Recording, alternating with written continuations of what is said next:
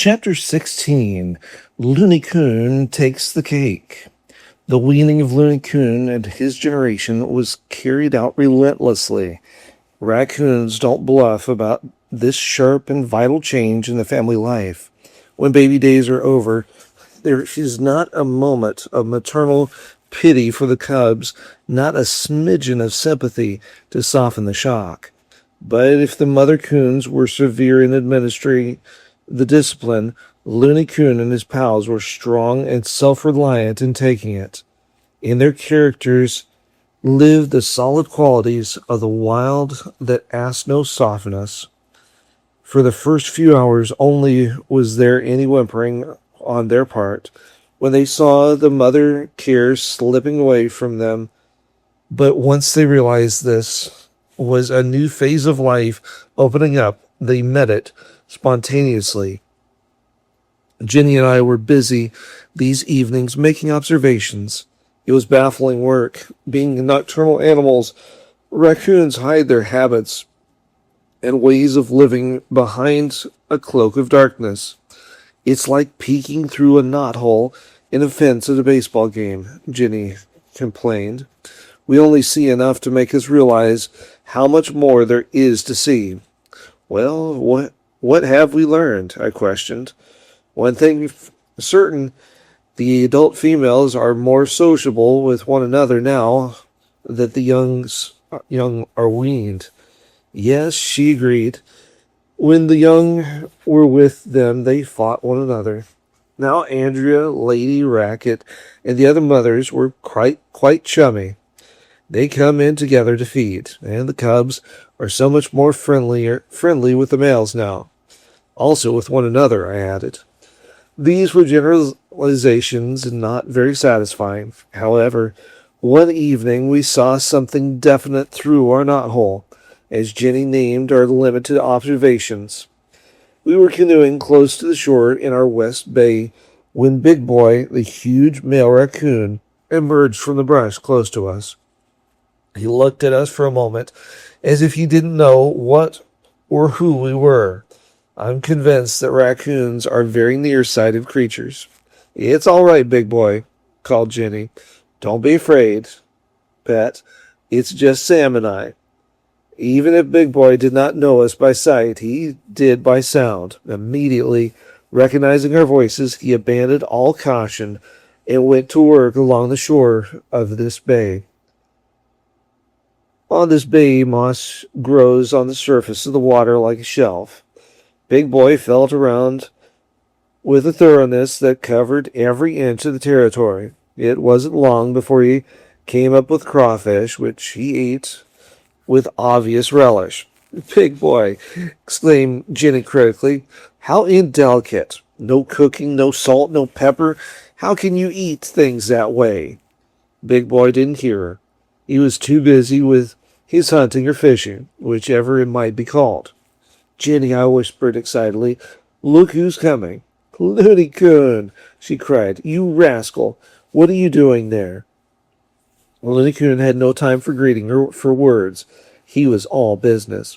Following the trail of Big Boy by scent, he emerged from the brush, entered the water, and took up the same activity as the larger raccoon.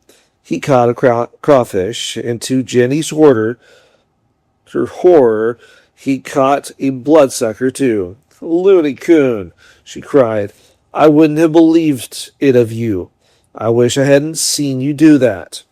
Loony Coon went on working, casting a glance at Jenny. From Jenny seemed to say, enough of that baby stuff. Don't you know I've been weaned? I'm a big He-Man coon. Now, the two creatures worked their way on down the shoreline. This mission complete, they disappeared into the woods. Big Boy leading the way and Loony Coon following. Clearly, Big Boy, by his example, was an important factor in Loony Coon's education. Later the same evening, these two came together to the feeding station on our island. Andrea was there, and Loony Coon ventured near her only once. She snarled and showed her teeth. That was all Loony wanted to know. He went back to Big Boy. Other cubs from several families were working about the area, some in play and with one another, some attached to older males. Sam, called Jenny a few moments later, watching out the window. Here's something to see. What's happening? I asked, coming up behind her. See, Big Boy is trying to open the front door and Loony Coon is watching. It was nothing new to have Big Boy open our screen door. He had learned how to in previous years. The door did not hook properly, and he always took advantage of the fact. Inserting his left front foot into the crack and bracing his right paw against the jamb, he opened the door easily and held it while he looked about the room. This clever display brought a reward that he knew was coming. A bit of marshmallow, his favorite food. He backed away, letting the door slam. Look at Loony Coon, exclaimed Jenny. He's fairly drooling for that marshmallow. Big Boy, give him a bite. But generosity was not in Big Boy's makeup. While Loony Coon looked on, he chewed the marshmallow, swallowed it, and came back for more. Shall I give Loony Coon some? Jenny asked. He looked so pathetic. Not just yet, please, I replied. Let's watch a while. Here comes Big Boy again. Want to see how strong he pulls. The strength of the big animal was surprising. I tried holding the screen door shut, but he pulled it right out of my hands. Jenny gave him a second marshmallow, and he promptly ate it in front of the tantalized Loony Coon. I just have to give Loony one, Jenny insisted, watching the young coon. Wait, please, I urged. Here he comes. Let's see if he has learned from observation. The young animal was sensing a connection between the screen door opening and the tasty food. Then he sat down and felt about with his front feet. He rose high on his back feet and looked through the screen at us. You have to earn things in this life, Loony, I said in fatherly tones. Do as Big Boy does, and you'll get the same reward. Loony Coon examined the cracks again. While he hesitated, Big Boy literally swept him aside, pulled the door open, and got his third marshmallow. The door slammed. Big Boy devoured his tidbit, and Loony Coon looked forlorn. Then he started pawing at the door. He pulled it open a little, then lost his hold. Encouraged, he made another try. Again it slipped. A third time he pulled at it, and open it came. Eureka, Loony Coon, cried Jenny. You found the way. Here's your reward for persistence and industry. She held out a marshmallow toward him, and he reached for it. Right there he discovered he had not yet learned all Big Boy knew about this business. Doors of this sort won't stay open of their own accord. He reached for the marshmallow, let the door go, and it promptly slammed on its tail. There was a wild fury as he whirled about to do battle with whatever had bitten him. He butted the door open and raced into the yard. When he recovered from his fright a few minutes later, he tried it all again, and this time he held the door until he could retreat with a marshmallow in his mouth. From then on, Loony Coon knew how to open a door, a dangerous bit of learning for one of his mischievous disposition. We found that out. The yellow moon of August was full. The weather had mellowed, and the evenings were inviting. Mosquitoes, which diminish somewhat every outdoor pleasure of the North Country, were fewer. It's a wonderful time for campfire dinners, Jenny declared one day. We should be having one sometime, for the season is slipping away. Indeed we should, I agreed. Let's have one tonight. The Yaks came, and so did Ray and Ada. Sonia had a new camera her father had got her while he was on a business trip to the city. It was equipped with flashlight attachment, and she had plans for photographing everything in the north. While the campfire dinner was being cooked, then the table being set, she worked around like a veteran paper cameraman. She made mistakes, of course. Who doesn't with a camera? But Sonia was eager to learn, and each error finally was corrected with increased knowledge. The sun set just as dinner was ready. It was a tempting repast, and our appetites were typically of outdoor life. The moon looked huge and made of gold and crept up from the eastern horizon.